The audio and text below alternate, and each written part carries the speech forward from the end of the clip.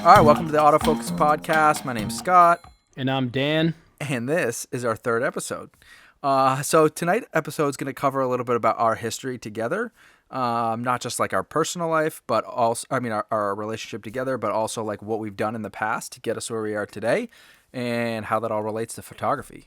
I guess I'll go first. I guess we'll start from the basics. I mean, I was born in Philadelphia, Pennsylvania. But we. Oh, you're going that Yeah, far I mean, back? why All right. not, man? It can't hurt. That's what it's all about. But I was really young, and my family moved up to New Hampshire, and typical grade school.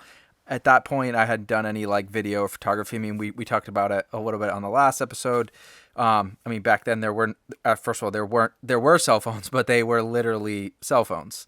There were no cameras associated with them or anything like that.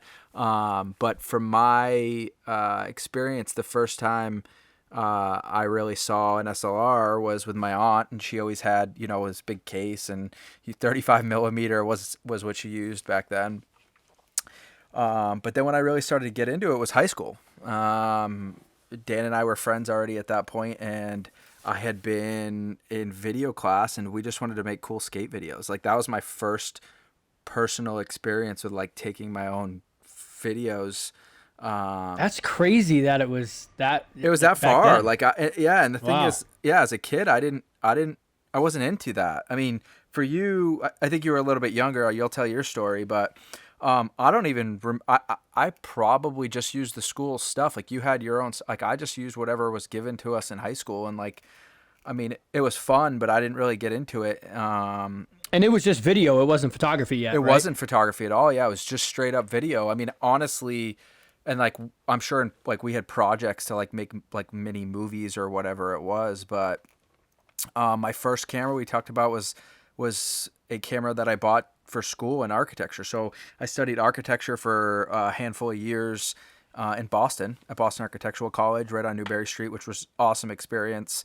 But I needed a way to document some of my work. So like, I make models and draw stuff, but like, photography is a big part of architecture, and just like, from whether it's a study perspective or whether it's like just documenting what you're doing. And so I took a photography class, and I used my like super zoom Sony that my mom had bought me to document some of my work. And they went through the basics, like what aperture is, and how that controls the light that comes into the camera.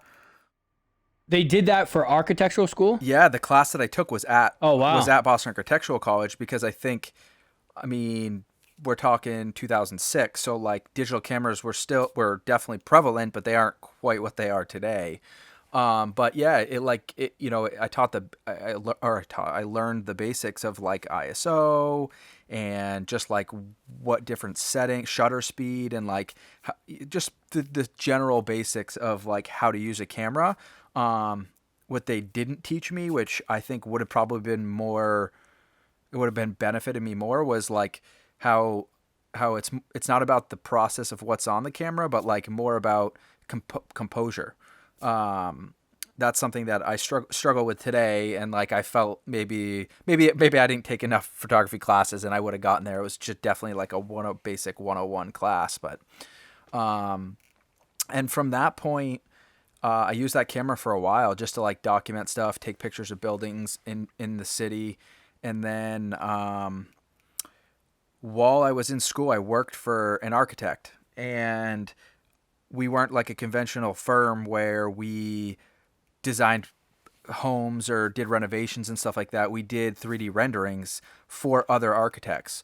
So I used program called Revit, which was like what's called BIM modeling. So an architect would come to me, and at the time, this wasn't like this technology was forefront in architecture. I'd build the model for other architects, and then we would go out and take pictures on site of where the building would be or where the addition would be, and then place my model into the picture. But you had to make sure, Wow. yeah. So you had to make sure like the angle of what you were looking at, and the like your field of view was the same. So once I built that model, I'd import it into a program called 3D Studio Max, and that would allow me to apply materials to the building. So I could apply brick. So you weren't even using it for like Lightroom or anything Dude, like that. no, You were no, strictly not using it for architecture. Yeah.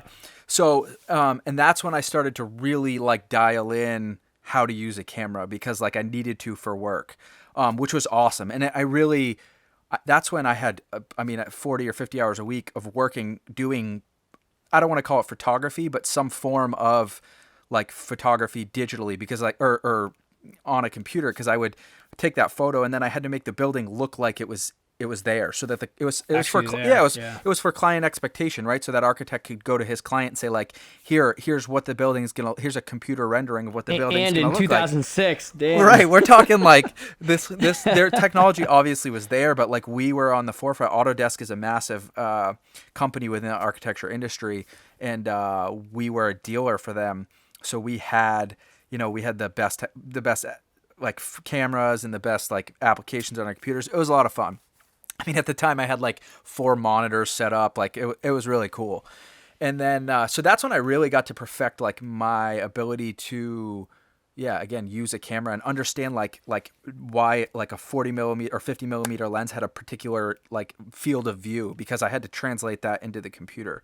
So that was a lot of fun. I mean, I learned a lot from that, man. I mean, even to this day, like somebody's like, oh, I need to look, we'll get there, but I work at a furniture store. Like, hey, can I see your house plans? Because I can tell you like if a sofa is gonna fit. Like, I literally hit you up for any technical question I have. I hit you up because I know you know. Yeah, so I know you'll figure it right. out. Yeah, I love research, so it's good. But so that was like my first real job. Like, I mean, I delivered pizza and worked at a grocery store as a kid and stuff like that. But that was my first real job, which is cool. So at that point, I ended up, from a professional perspective, going to work for my dad. Architecture school didn't work out. I ended up. I was gonna say, how did you leave so architectural like, school? Yeah. After 5 years, I kind of realized that like maybe this wasn't for me, and ended up getting my degree in business, which does relate to photography, but not for this part of the story. But so I ended up going to work down to Florida and working for my dad, and he at the time he had owned an elevator business, and I learned a lot from him. I ran his service department. But as from a photography perspective, one of the things that we did, which was pretty cool, is there was a company, and I don't remember the name of the company, but they sent my dad a camera, and he would set these sensors up on the stairs, and you would take pictures of these like little, maybe they were reflectors. They weren't sensors, they were reflectors.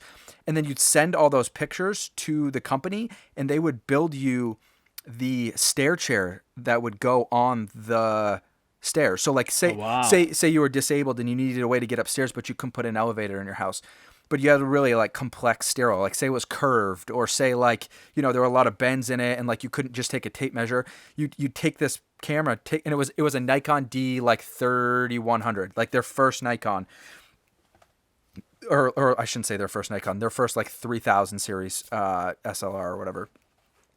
And yeah, you'd send it off. So that was kind of the only like photography I had done at that point in my career. And then at that point, my girlfriend, who's now my wife, moved down with me, and Florida wasn't for us, so we moved back to New England, and that's when I worked for a company, like a print company. So this is where I really started to like perfect my graphic design perspective and just my understanding for print and photography. And this is where I think it gets interesting too, is the print aspect, because there's so many photographers out there that want to print things and don't know how, or they're using the wrong settings, and Dude, super valuable. And at this point I had I can't remember, I hadn't purchased a camera yet, so I wasn't like shooting photography personally other than like a cell phone. Did you get rid of the Sony that you got from yeah, I don't know what school? happened at that point. Like it had gone away, or I had left it in a closet or something. Like this wasn't a hobby, right? Photography wasn't a hobby at that point. Right. So you still weren't into it. Yeah, I still just like wasn't into it. And then and then I started to learn. This is where I really started, and I learned Photoshop in architecture school and stuff, but like very limited. But when I was doing it for work, I learned Photoshop, Illustrator, even Premiere a little bit, and like just InDesign, because like business card layout or invitations or whatever. That's when I really started to learn like color correction and like output from like one device to another and screen temperatures and like all kinds of crazy stuff photographers. And that stuff's huge. Is exporting anything for prints, for anything, like that's very important. It's super huge, like CMYK, like the color profiles. So, like most people understand that from a printer, right? They put like the cyan magenta ink into their printer. Well, when you're shooting like a photo, a lot of cameras use RGB, red, green, and blue, but like computers can use different color profiles and stuff. It's very complex, and I don't understand all of it, but I understand the basics enough to like muddle my way through trying to print a photo or whatever. But yeah, that's where I learned a lot. I learned a lot on file sizes and how to compress things and lay things out. And I mean, any of my friends, you included, have hit me up and, hey, can you help me design a business card? Or absolutely. Yeah, that's been really useful in my personal life and professional life. So at that point, I worked for the printer for a while, probably like 3 years. I ended up running one of their locations, small shop, but like, again, super valuable. And then I ended up working for a furniture store. You're always like the head guy. No, I'm not the head guy. I get there. I work my way up. Killing it. Yeah. So then I ended up working for my in-laws at a furniture store, and I still do that today, which has been an unbelievable learning experience. It's been phenomenal. I mean, at the time, I did end up at this point, actually, while I was at the furniture store, graduating from college and getting my business degree. But all this stuff that I'd done in the past has now like caught, and I use it every day. Like, I get people that ask, oh, you studied architecture. Do you regret? I don't regret quitting architecture school at all. Not even the least bit. And I'm glad I went because it like has gotten to me to where I am today. Whether it's for photography or work or whatever, or analyzing things, like it's been huge. But today I do anything from like marketing material to shooting commercials to whatever it is. That's kind of like my story, for photography within my like niches that I had done. But now, do you take photos for the furniture store? Yeah, I mean, I run one of our locations, but I do take, like, I bring my camera obviously when I need it and take photos of products, or I do like graphic design for like our advertising for social media. I do layout design for them. I do, because of you, I've started to get into more video. Like I said, like that's my weak point. So like I always call you. I'm like, hey, I want to try this, and you'll say, hey, try this or do that or whatever. So that's become more and more also relevant. How much money are you saving from not hiring someone out and you're just doing it all? Probably. It's huge. Yeah, I mean, definitely a ton. I don't know. I don't have a monetary value to put on it, but yeah, I mean, I'm sure, I mean, again, it creates value for who I am as a person for a company, but I love it. That's some of my favorite things that I get to do for the store. I mean, I love sales and I love managing, but at the end of the day, this is my passion. So it's cool that I get to do that for work, for sure. Yeah. That was probably pretty long-winded, and you didn't have much. There was a one-sided conversation, but you're about to go too, so that's okay. I get it. Yeah. So cool. No, that's wild.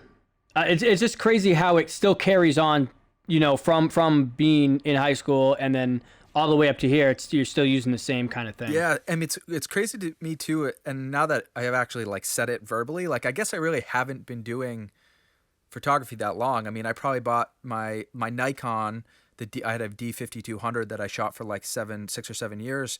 I mean, I just sold that like this fall. So like I just got my Sony. So I really have only done this for like just over a handful of years. Do you think you would have printed more photos if you were working in the print? Yeah, definitely. Place 100%. As a photographer? Yeah. I mean, I definitely did it back then. Cause that was, but yeah, I think I would have done a lot more large format stuff. Like I do remember like printing small, like 8 by 10s and stuff like that. But like, now that I've got like a full frame, I would have printed massive, just massive. See, and it's so crazy. I printed big canvases at the restaurant, but I would print the same photo on like my Canon Pixel, the 10, I have Canon Pro 10. And it would come out like okay, but then I'm printing it massive. I sent it out to print in bit. It's huge, and it looks phenomenal. And it came out so crisp a lot and of so that has good. I'm to like, do with not the printer. It's probably your settings when you're exporting. Oh, 100%, 100%. Definitely cover that on a podcast in the future. Not that I think not it's an so expert. important. Yeah, I'm not an expert, but right. Because I mean, I was literally printing small images and they were coming out like pretty shitty, and then I send it out to get printed huge and it comes out amazing. And that's why a I'm printer's like, wow. so important to know how to process a file. Actually, I have a perfect example. So I always thought, oh, crop sensors, like you can't print that large, like crazy, like I need a full frame. This was years ago.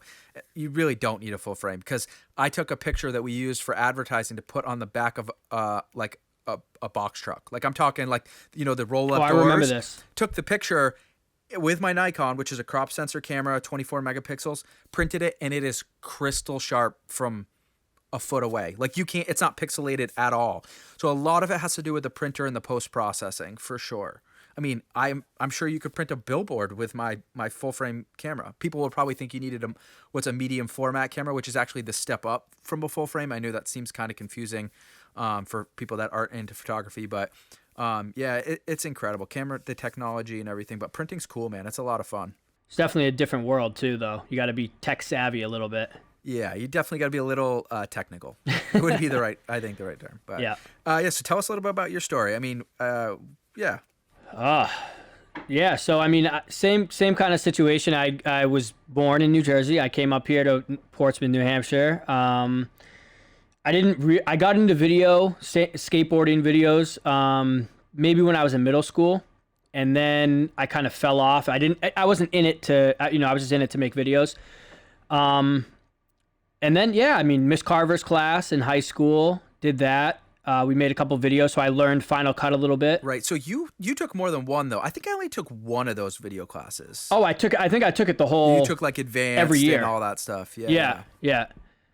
I was more in it for the teacher than the video. No, I'm just kidding. That could be like an ongoing joke for this podcast. We should. Yeah. We got to find her. Yeah. But no, I did that, and we made some cool videos, some funny ones, but still it didn't stick. It wasn't something that I really wanted to do. And then just it happened with skateboarding. We would skate all the time, and no one had a camera. So I wanted to be filmed, so I went out and bought a camera. But then it turned into me filming everybody. Well, so here's and I was the like, thing. oh my God. Mean, you've, at least from our friend group, you've always been like the best skater, and you always hung out with better skaters. So like, I guess I'd ask you, you were a better skateboarder than I would imagine most of those guys, right? Right, yeah. So you were the guy that ended up video. No one wanted that to film. Doesn't make any sense, though. Right. No one wanted to film, so I was like, well, I'll film if you film me. Yeah. Gotcha. But then it just turned into me kind of filming everybody, and so it started like the VX1000, then the VX2000, and all the Sony cameras. And then the T2i was my first digital DSLR. I bought that, and still just doing video. I wasn't doing any photos. And then you were like, oh, you should take some photos. You should do this. I went outside. I started taking some. This must have been right around when I got my Nikon D5200, because like again, you were doing wasn't some photos into it before that. Right. So like we're probably talking 10 years ago, max 10 years ago, right? Right. And I don't even like. You wouldn't look at a DSLR back then as a video camera. Not at all. You'd look at it as a photo camera, but I was strictly using it. I put a fisheye on it. Oh my strictly God. Using it for video. That's right. Yeah. I actually remember some. And then because you're the first person I saw a fisheye lens with. Like I always on a camera. Yeah, because like we used to watch skate videos, and I was always like, oh, that distortion was so cool. When I saw yours, I was like, dude, that is get so close. Unbelievable. Yeah. Yeah, and then so I went outside and I started taking photos of animals just because I love animals. But I started taking them and I froze. I will always remember this, and I still have the photo. But I froze a squirrel running and jump. It was like running, and I got him in midair, and I was just like, oh my God, that's so cool. I don't know why, but I was like, to be able to freeze action like that, I was just like, that's awesome. Yeah, just to be able to get such a high shutter speed and like good lighting and everything, and make sure so it's like they're mid. It was awesome. That's cool. Yeah, so then I took that into the skateboard world again, and I was like, well, instead of taking video, or we take video, but I was like, let me try to get some cool photos, and it just kind of snowballed. And then within months, I was like, I need a better camera. Right. I like you said last time, I'm all in. So yeah, I got the 7D, and that was a big deal back then. Right. So I immediately got the 7D because it had a faster frame rate. And that's a crop sensor camera. So when we Also a crop sensor. Yeah, I never went full frame. right, so when we talk about crop sensor and full frame for people that aren't into photography, like full frame is what's equivalent to like a 35 millimeter camera. Like back in the day, same size of like that photo paper or photo like plastic you put in your camera. It's the same size. So when they talk about crop sensor, a lot of times it's like what they call a 1.5 crop factor. So 1.5 is it, but or 1.6 for I think it's 1.6 for Nikon or for Canon.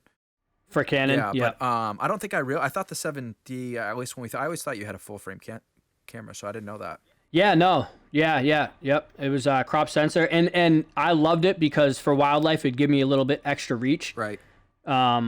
with some lenses, but yeah, I just started getting into wildlife after that, and I really kept it a secret for a while. Like I would go out, like no one knew Not that you anything. were embarrassed, but like yeah, for sure. It's just not something that it's not something like my friends would do or I would talk about it. Yeah. Yeah. So I did that for a long time, and it's funny because I went to the wildlife refuge around here, and so I was fully decked out in like my wildlife stuff, and I was walking by these people, and they were there like smoking, walking the trail, being degenerates. Degenerates. We walked by each other, and then one of them yelled, "Token?" And I'm like, fuck. That was it. That was the moment you were out. That was it. And I'm like, hey, what's up, man? Like, yeah, I just do this on my free. Yeah. And then I was like, whatever. So yeah, I started posting my photos, and people loved it, which I thought that people were gonna be like, oh, it's, what are you doing? You're stupid, blah, blah, blah. But yeah, I loved it. Yeah. I did that. And then I upgraded to the 7D Mark II. Right. So I was super into photos. At that point, didn't you work at a restaurant and put some of those photos up at the restaurant? True. Oh yeah. So I didn't get into my work history, but yeah, I worked at a restaurant. Yeah. So I worked at a restaurant, and they also needed photos. So I was like, well, they knew I took photos, did videos, so I would start taking photos for them. And so it kind of like, it always snowballs, and especially when you post stuff on social media nowadays. Right. You always get, people hitting you up saying like, oh, can you do this for me? Can you do this for me? And that's how that's how it happened for me to make it a career. I worked for a marketing company downtown, and they found me. Granted, I grew up with their daughters. Yeah, but networking, man. In school. But it was all networking. They saw me on Facebook, the restaurant. They saw some photos, and they were like, hey, can you do some stuff for us? And a year later, I was doing stuff for them for about a year, and then a year later, they hired me full time. Right. And I worked for them for about 2 years, and yeah, and then left and did my own thing. So. But yeah, it all kind of snowballs. So the marketing company that you work for, like, I guess tell me a little bit about like what you guys traditionally did from a video or maybe a photo perspective, like, and how that helped you get to where you are today. So mainly I did video there.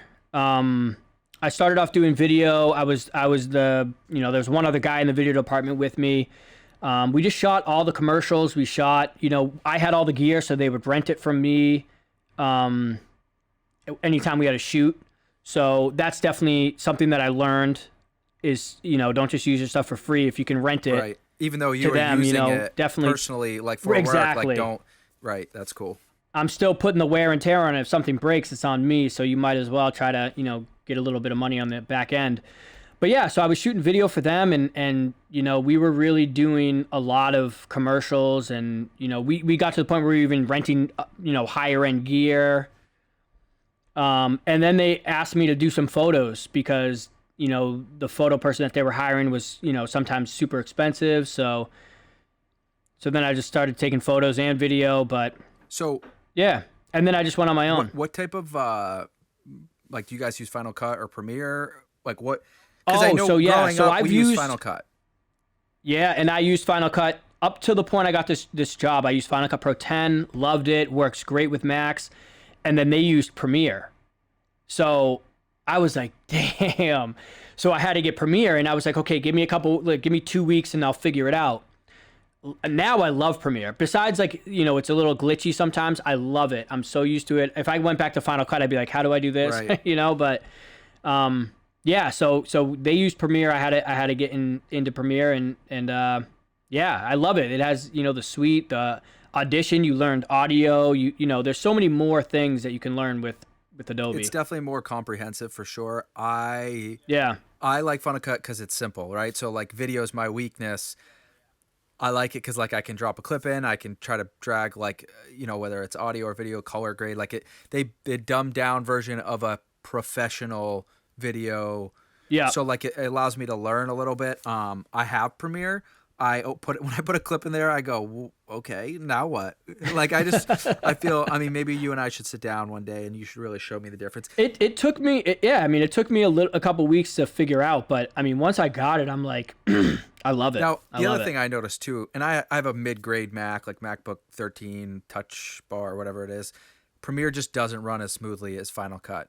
Like it. Right. That's one because thing I did because Final notice Cut's the a difference. Mac Mac program. Final Cut's a Mac program, and you're running it on a Mac. So it even 4K footage, I never had to proxy it with Final Cut, but with Premiere, every time I have to proxy it. Yeah, that's brutal. So yeah, I mean, now I'm just doing it on my own and just doing videos and photos. So. And I would imagine a lot of those jobs come from like networking and the people you've dealt with in the past, right? Most of them, yeah. I started out doing like some weddings and stuff, but I really don't like shooting weddings. It's just too much stress, and then a lot of work on the back end. But good money though. It is. But also, I always want to make sure. So I don't just have me. I have me and like two other shooters because I want to make sure everything goes. And then you got to pay everybody, and yeah, so it's good, but it's not as much money. As I'm over it. Yeah. I got you. Yeah, it's not as much money as you think because you're putting in a lot of work. Right. Yeah, no, I mean, I love video, and now I'm getting really back into photography. Yeah, which I love. That's selfish, but yeah. So, the other thing is so now you also do like a little bit more like food photography based. So food photography. So yeah, we started a restaurant, and obviously we needed somebody to market, the food and the restaurant and everything. So, obviously I would take food photos and made a couple commercials for the restaurant. And that's what's awesome. And marketing that way too. Like I have so many customers that come in and they're like, oh, can you shoot a video for my company or can you do this? And I'm like, absolutely. Yeah. See, that's so it's cool. huge. That's cool. It's huge. Yeah. Cool. Yeah. So it's crazy. Like we go in all different directions. Like skateboarding is really what got you into it, and I would have to say like I guess architecture and what got me into photography. But at the end of the day, we both like end up at the same point. We are kind of doing like the same kind of thing. Yeah, marketing and Yeah, and then just a little bit about our friendship. I mean, we're hoping we're getting long time like subscribers here. I moved to this part of the state where we live, 8th grade, in Portsmouth Middle School. And I think that's when we first met. Like, I honestly can't remember the first. I was gonna say, dude, that was so. I can't even think that far back. I'm pretty sure we met in middle school, but I think that and like we were we'll call acquaintances. But I think hockey's probably like what solidified our friendship.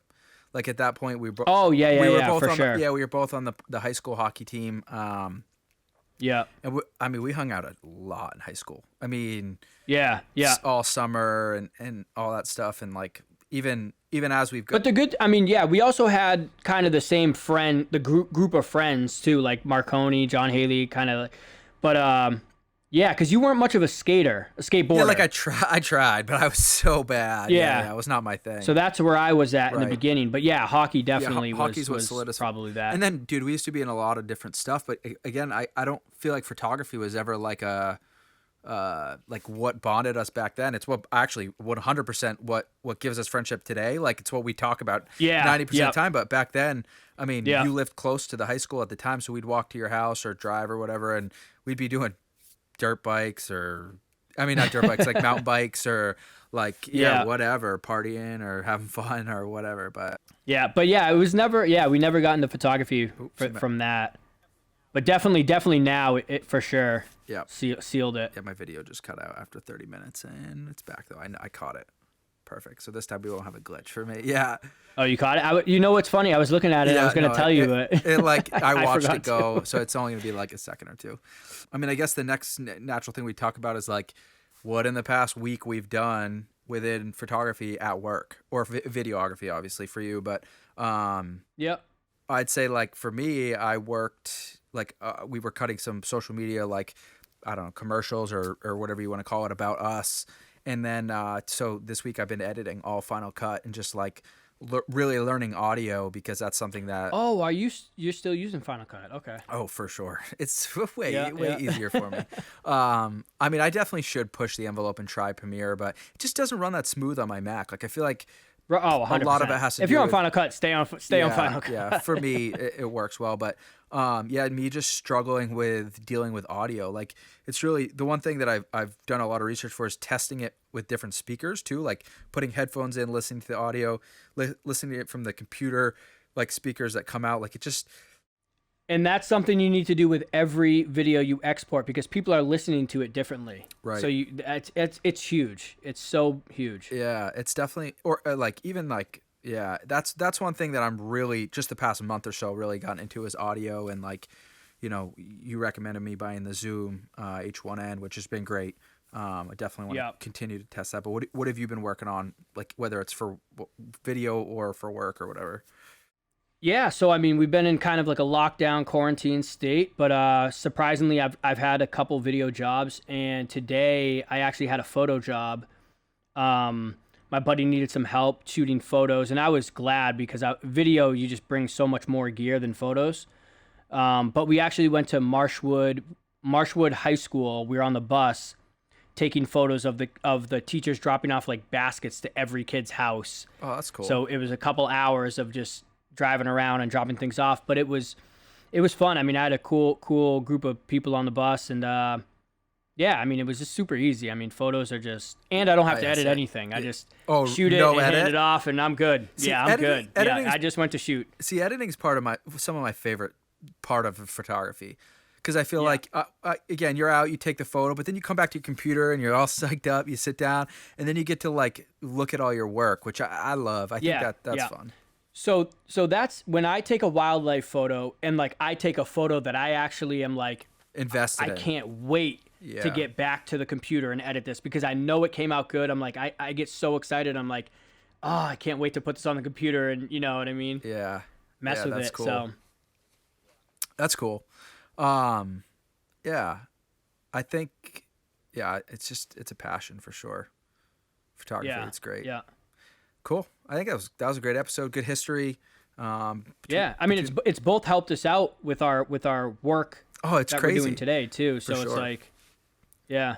Yeah, I think it's great. I would. Yeah, I don't know if I'd say like I want to do photo and photography like full time because your job. Then once it becomes a job, maybe it's not fun anymore. I don't know. Yeah, but I mean, yeah, I love it. I mean, I love it, and I love doing it as a job. And even when I shoot something, I'm so motivated to get back and start editing then, and that's when I'm like at my best. I absolutely love Lightroom and just like I mean, one of the things I'm really looking forward to. So last year we a coworker and I started a Cars and Coffee. So like.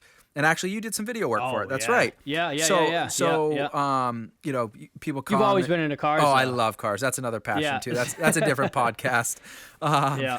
Yeah. So we started a Cars and Coffee up in one of our store's locations, and we had like a great turnout. Like our first show, we had like 50 cars. Big. The second was 100, and that was like 125. Like it got way bigger than we thought. But some of my favorite photos. Are you still doing that? Well, we haven't because of COVID. Right. So like you can't have big gatherings. So we had a show we had to cancel in May. I don't know if we're going to cancel the June one, probably just because of like, you're not supposed to have big gatherings and stuff. I'm hoping July we can open back up, but I've really come to love car photography, especially on old cars, like patina, like rust and like, just like paint. That's like texture and stuff like that. I really, really love. And I'm really looking forward to get back to do that. I bought my Sony with a kit lens, but then I bought the Tamron, 28 mil to 75 mil f2.8, and I didn't have that last season. So I'm real excited to use that. And then I also have a 20 millimeter f2.8 that I can use for interior shots. So the one thing I struggled with last year was only be able, I had a 50 mil 1.8 because I had like the nifty 50, like your basic 50 mil 1.8, but it was too tight, so I couldn't get the whole interior of everybody's cars. So with the 20 mil, I'm hoping to be able to get like the whole dash, like be able to put my camera like, you know, just outside. That's what I'm most looking forward to coming up. Yeah, but it was funny because when you asked me to come and take photos, and I did. I think I took a lot of video too, but then the next one you took photos because I couldn't make it, and you used your Sony and they came out great. No, I mean, that was granted, you have dude. to. That was still my Nikon. Oh, that was a Nikon. Yeah, so I Wow. haven't used my Sony yet for any of the car shows. So Oh, wow. actually maybe I used them Wow. for one, but I only had the kit lens at the time because it was like October. That's why. So Yeah. I've invested in this like ecosystem, and at those shows I take probably 1,500 photos at least, no joke, over like an hour and a half period. I've been most excited to do that, and I haven't been able to because this pandemic, this worldwide pandemic. Yeah, so yeah, I'm not into cars like you're into cars, but we got a new car and I'm like, oh, I can't wait to take it, take some video of it or do something we cool. should take. That's what I'd I'm love about. to come and take some photos of it. Maybe on a nicer day, some Yeah. good lighting. Maybe we can find like I don't want to get up for sunrise, but maybe sunset. We can find like. Yeah, I get up for sunrise every day. I know you do. It's brutal. Maybe we can if we pick a day, make it happen. But cool, man. I think it's a good episode. Yeah, I think. yeah, next. Yeah, Absolutely. I think we'll call it there. The things again, we're still learning with this podcast thing. This is Dan. You've done some podcasts before, but this is definitely my first time. Yeah. I'd ask, and we probably should have asked prior, but everybody to like and subscribe, whatever like social media platform, whether it's YouTube or like Spotify, Facebook, whatever it is. Yeah. We are on YouTube now. We are on Spotify, Google Play. We're still waiting for Apple Podcast or whatever they call it to like approve our podcast. So it'll be there. Just wait. We'll get it. All you audio people, and then YouTube, because obviously we love video. It'd be weird to do a podcast about photography and video. But that's the other good thing too, is like if we're gonna do a podcast, we might as well film it and put it up on YouTube. Oh, as for well. sure. I mean, it's So you've been doing all the editing, so it's not. It's yeah. pretty easy for me. But my phone just randomly started going off because I said Google. But cool. All right. Well, I guess until next time, everybody. Thanks for listening. Hope you guys enjoy it. Also, please leave any comments if you have any criticism. Again, we're new at this, so we'd really appreciate it. But everybody, thanks for listening, and we'll talk to you next time. See you later. Later.